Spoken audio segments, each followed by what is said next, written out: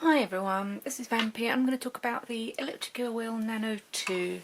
I have a prototype here. It's very similar to the final model. So just a couple of changes being made to the mould to make it even quieter. But everything I show you here will apply on the real thing. So it looks very similar to the Nano 1 and 1.1.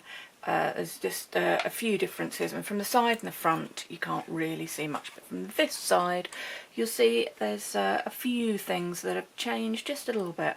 First one I'll talk about is this here. This is your power socket, and instead of being a jack, it is USB. And it comes with this little USB switch here, so we can plug this straight into here, and this end can go into any USB power source you want. So I have this big battery here that I use for my 6, it can go in there. It can also go in this smaller battery that then fits in the battery case that slots on underneath, so that's really useful. I can't slot it in now because I've got feet on, but I'll pretend and put that in there. It makes it really nice and portable with no excess cables dangling. If you don't want to use it with the battery, it also comes with this really long USB extension cable. So it's got a male socket on one end, female on the other, and it's very long. So that lets you plug it into your computer or a power bank that's further away, or into the mains via USB mains adapter. So that's what I'm going to use at the moment, just because using the battery, they sometimes turn themselves off to conserve power while I'm in the middle of talking, which isn't great for demoing. So plug this one in.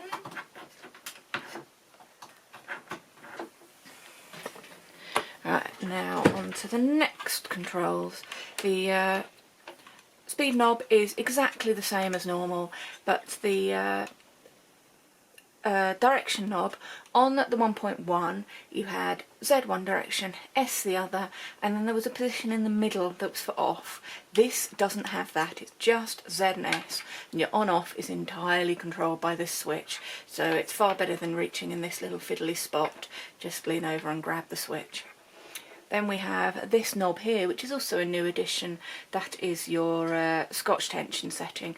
It's still got the same elastic on, it's just a little bit easier to turn the knob than it was to reach in and pinch. Still have the same little bearing in the back cradle to make it run nice and smoothly. And the bobbin looks incredibly similar, but actually it's the same shape. It may have had a couple of redesigns to make it a bit quieter. I cannot see without having another bobbin next to it to compare to, but the difference is this one's threaded, so it makes it nice and easy to collapse still, but no chance of it popping apart under the force of a lot of yarn on it, which is great. Next thing is the flyer, which is completely different. The shape of this end is the same, you've still got your bearing, you've still got your removable orifice reducer, but the flyer itself is now injection moulded in a single piece. You haven't got little screws here, and the flyer arms don't move at all. They're all fixed in position, and the yarn guides are a different shape. They are plastic and much smoother, no chance of snagging like there was on the original. So all in all, much improved. And there also are little tiny changes to this that I can't necessarily see to just make the whole thing a little bit quieter, and there are more changes planned for this that are in the works at the moment, which is why this version isn't quite final, but it's close enough. So I will put it together, put the bobbin on, the drive band on, let's pop that off and put that on. Then that's all in place. The drive band just pops on the pulley here at the front, and I can pull my brake band over and into place. It also, as I mentioned briefly earlier, has these little rubber feet on, which I know a few people bought to put their Nano 1 on, but they don't really stick it to this surface, which is fine. I don't pull against my e-spinners as I spin, but they are useful on a slightly flimsier surface than this desk, because any vibration is isolated to the Nano itself. You won't get any resonance if you hit the resonant frequency of the table. And if you are the sort of person who likes to pull against your Nano, you can use them on a smooth plastic or metal surface, and these will actually stick and give it a really firm thing to pull against. I'll just get my leader ready.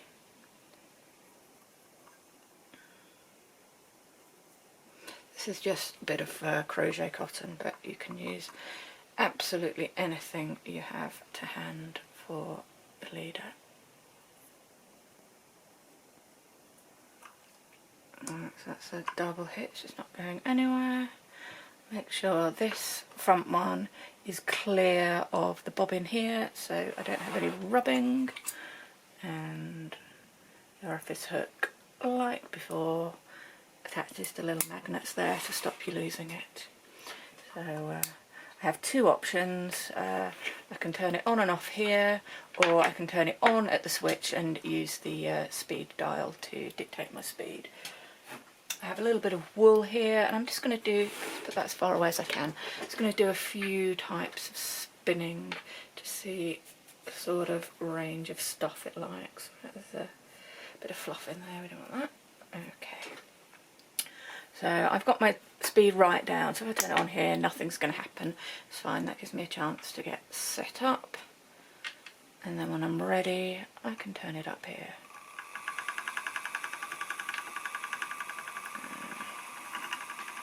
And there we go. Now I'll start off just spinning my normal sort of pretty fine. And in fact, that's probably so fine you can't really see it. So let's fatten that up a bit. There we go. Now this would probably 2-ply up to about Aran weight, worsted weight, so it doesn't have to be a super fine. I know the Nano 1.1 did prefer really fine yarns. It liked a nice gentle take up, but let's get even fatter.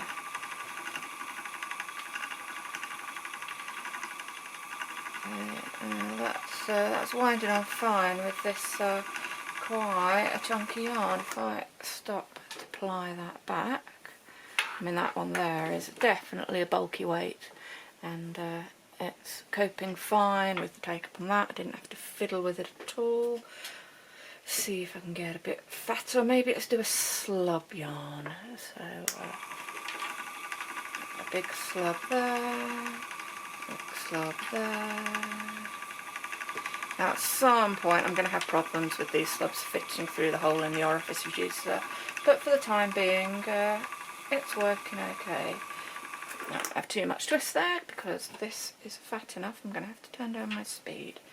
Let's let some of that twist into the next section. Okay, we'll turn you down a bit.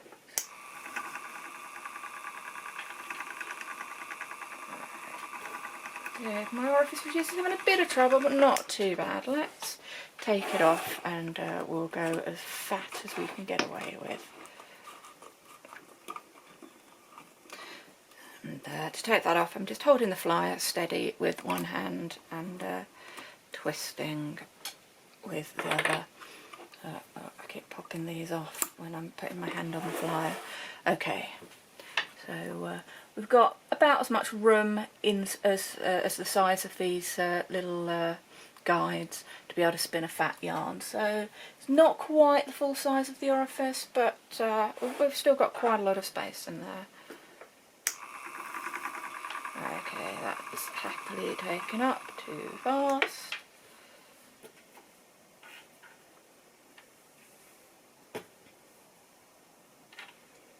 Okay, that's a nice twist angle, and it's a little bit slower.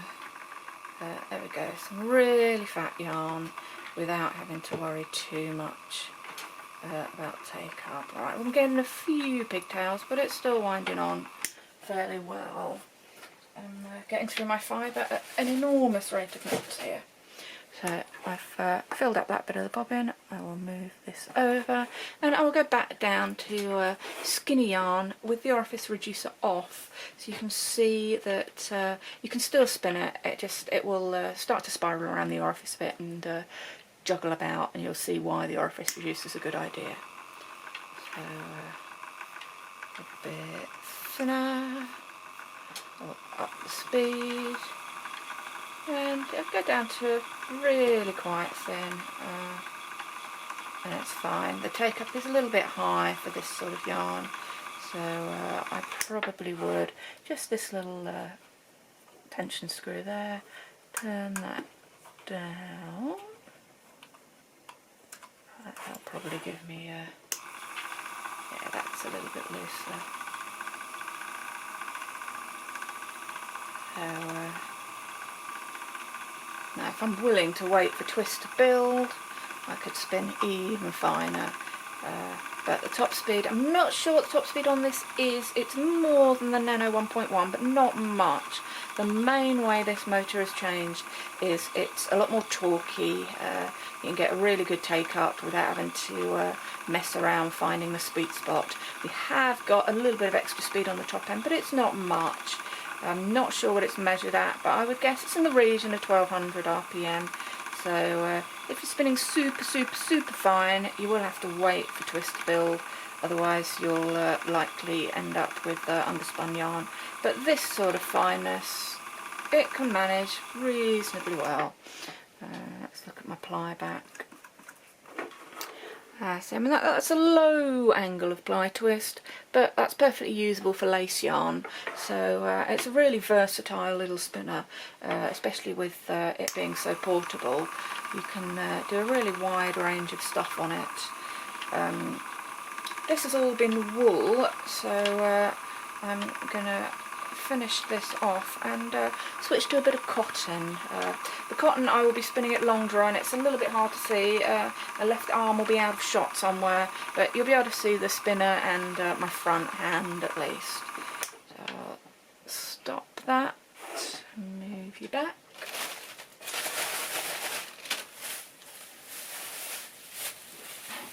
And here we go. I think I'm probably going to have to turn down this a little bit.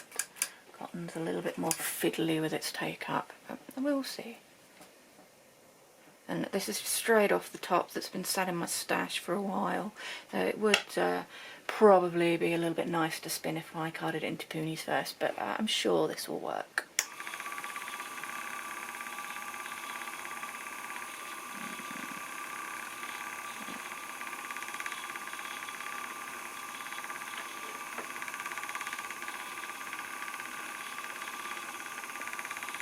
Twist build in that, and that let it wind on, build up a bit more twist and draft against it. Oh, I've had a break there, my tension was a little bit high. Let's turn this down some more. And this is the sort of thing that you do have to play with on any wheel, get your tension right. But it's certainly doable on the Nano 2 without too much messing around. In fact, while I'm here, let's put the orifice reducer back in.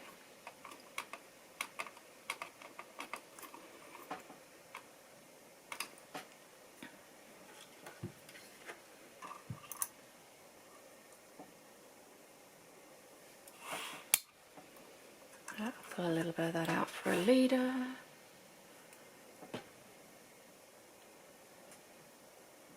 I'm going to pull a handful off the end of this top and spin it sideways. That will probably be a bit easier. Build up some twist, let it grab.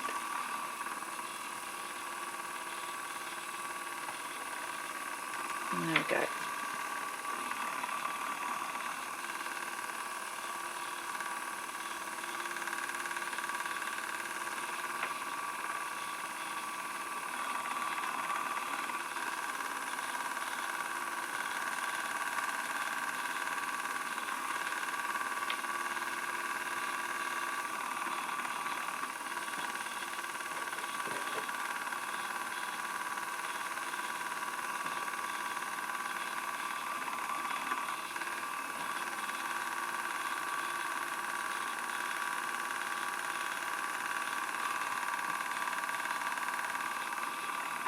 And you can hear a bit of noise from this, but do bear in mind that I am running this at top speed. It's probably nearer to the camera than my mouth is, so probably getting more noise than you think. And this model is not the final model. There are tweaks being done right now to make it quieter. So once you get to that sort of speed, I mean, it's not too bad. There's just a bit of a click every time the fly goes past, and we'll hopefully have that quieter on the newer models.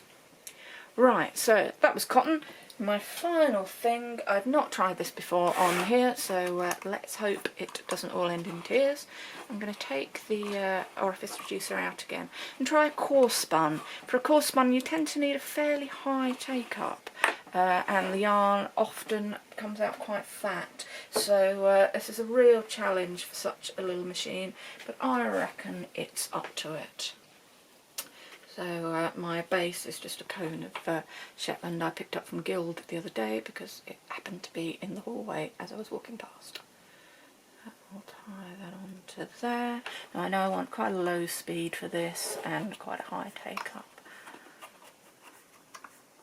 Now you'll notice if you're I've spun on other wheels, you notice I'm turning this tension up quite a lot more than you would on a regular wheel. That's because this band is the elastic. It's not a solid tension knob, so you actually have quite a wide range of adjustability built in. You can do a tiny tweak and you just get a little bit of tension adjustment. So it's actually quite good. It's not what my first choice of tensioning cord would be, but after having played with it, it's unusual, but it's good. So I'll turn this on and get a bit of speed.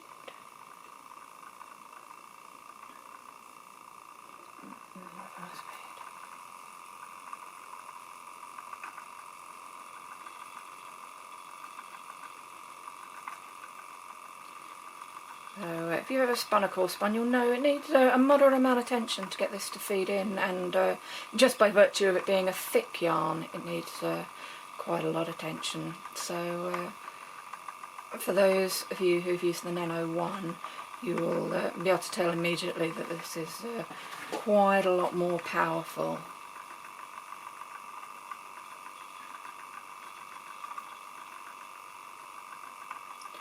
Make it a bit thicker.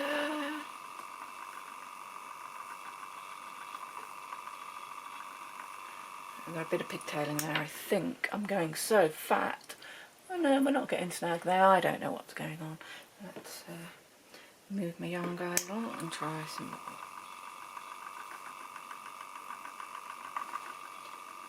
I think it might just be the fact that as the bobbin fills you need a little bit more take up. It is working fine now.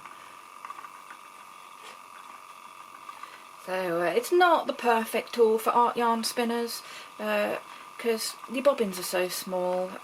You'll fit a maximum of 2 ounces, which is 50 something grams, on if you're spinning regular, quite compact yarn. But you can see this yarn, it's not that compact. There's going to be lots of gaps in. So you'll get a small skein, but it's not the perfect art yarn wheel. However, if you need something really portable, or art yarns are just one of the things you're going to spin, as you can see, this actually handles corespun fairly well, surprisingly so for such a small machine. So I'm pleasantly surprised. I didn't even have to mess around with tension or changing of brake bands or anything.